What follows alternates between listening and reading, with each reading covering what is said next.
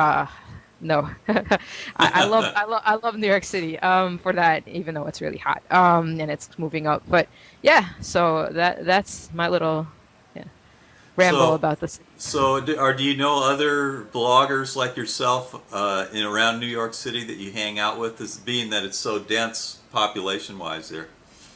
Well, I don't know if there's some if they would consider themselves bloggers. I would think they're more Web 2.0 type people. And there are a few of those. I mean, there is Alan Stern of Center Networks. He's here. Adam Hirsch of Mashable. He's the COO and my boss. So I mean, he's located in the city. We barely see each other, which is very ironic. But I really do live in boondocks compared to the city. There are a lot of people from like Twitter, people that I've met. Brett Petersell, who's huge with the Web 2.0 sphere, and Jonathan Dingman and Alana Taylor. These are people that I see every so often. There's some people that are really involved and I haven't yet met because I feel like I'm sort of confined in my area. You do think it's really dense, but it takes about 2 hours for me to get to anywhere these people have these events. So I honestly don't get out as much as I should. But hopefully that's going to change. I mean, I travel a lot, or like every 2 months or something like that, and I speak at conferences. So I end up just kind of meeting people in Seattle or my friends there as often as I meet people in who are like local to me. So I don't know if there's really there's much to compare there. Yeah. So now for people watching this video podcast, if you want to see some of these links that I've been looking at during this interview, you can go to Tamar Weinberg notlong.com, and you can see all the links that we're talking about on this video podcast. So you can open up Flickr and Curtsy and her Techipedia site, her MySpace site, her Plurk, her all these sites. You can take a look at them, and if you know Firefox, there's a way you can open all tabs at the same time, so you can kind of Not recommended. reproduce this. Definitely not recommended. I don't know. There's way too many of those profiles to open. Well, my Firefox has only crashed 3 times during this interview, Oh so wow. but I just reopened it, so there you are again. You've got. Let's go through them here. We've got. I'm just going to throw out a name and just do a quick association. What you think? Doppler. Okay. Doppler. Doppler travel. Facebook. Networking. Delicious. Bookmarking. Bright Kite. Geographic travel photo site. Discus. Commenting. Or discuss, I guess. Yeah, I don't really know. You Good question. already covered dig in length. Now 10E20. 2020. My old company. Yeah, And I used to work on a blog for them, so they're listed under the portfolio. and Plurk. You go into a little Plurk. more detail on Plurk. I can't. Okay. Yeah, I wasn't sure if it was like a lightning round or what. Plurk is for me. It's a really, really awesome community building tool. Something that totally differs from Twitter, and I've actually blogged about this on how the Twitter versus Plurk thing. Um, Twitter, I think, is one of those things where you can just shoot out ideas, but you don't have that nested conversation for the community building. I love Plurk because I've really made some great friends in the industry. Not even so much the industry, but just online. People, who are just great. There's a lot there. The people who are using Plurk are incredibly, incredibly engaged, and I'm really glad to be part of that community. Yeah. MySpace. I don't know. I don't know if MySpace, old school. There's my lightning round answer. We've talked about Twitter. What's the small business brief? Small Business Brief is a site called Fetch, and it is sort of a small business related social media site where you just submit content that's related to small businesses, and people vote upon it. It's built, I believe, on the PlickFat platform. Yeah, it's all there. A lot, it's one of those niche social media sites that works very well for people looking for small business news. In LinkedIn, you've got 380 connections there. It looks like. Oh, wow, that's bigger than I thought. I would say, we talked about earlier Facebook networking. Facebook networking is a little more casual networking. This is more professional networking.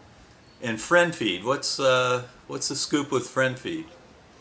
I'm starting to like it a lot more, and I have to thank Louis Gray for that. Louis Gray is very cool. He really has written some amazing posts on his blog, louisgray.com, about how to leverage friend feed efficiently. And the one thing that really scared me was the noise of friend feed because it integrates right now 41 different social networking sites. And what if I don't want to read like what people are voting upon on Dig? There's way too much noise. If I follow like 10 people who are very active on Dig, my friend feed is going to be cluttered within minutes. So what the great thing about friend feed is that you really can filter out and follow the conversations that are really interesting to you, and that's what I've been doing. I've been following. I follow different people on different networks. Like Twitter, I follow people that I know really in person. Plurk, I follow everybody. Friendfeed, I follow most of the people like in the Web 2.0 sphere, social media marketing, search engine marketing, um, and all that. I mean, I'm really getting a lot of insightful information from Friendfeed using that. So you think that's about the best aggregator out there for like assembling all your social bits of information and digs and all that in one place? Yeah, I would say, definitely it's a great aggregator, but at the same time, because it's such a great aggregator, it's it's it's a it's a very overwhelming aggregator because of so many social networks. I mean, I don't know if I really care if somebody's liking 35 songs on Last FM, but it has that. Now, I mean, I love music discovery, but if I'm going to friend feed, I'm trying to find. Usually, I have a specific goal in mind, and in my particular goal, it's to get some news related to social media or marketing or Web 2.0 or technology. I'm not going there for the celebrity and movie gossip and all that other stuff which people might be using on Dig and stumble upon. So. With that said, it's a great tool for it. But the best thing about FriendFeed is that you really can remove all the stuff that doesn't interest you. Okay, So and what else? What other things come to mind? Let's go down the list here. Hold on. Let's look okay, at YouTube. YouTube. So YouTube is the premier video site right now.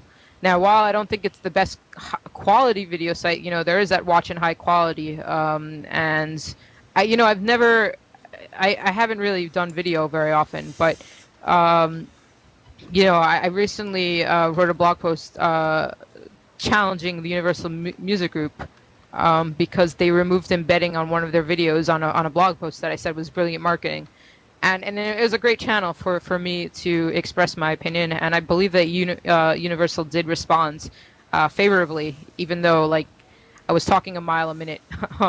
But yeah, YouTube's a great site. I mean, there is a lot of spam in the comments, but there are some really really great pieces of content there and video there.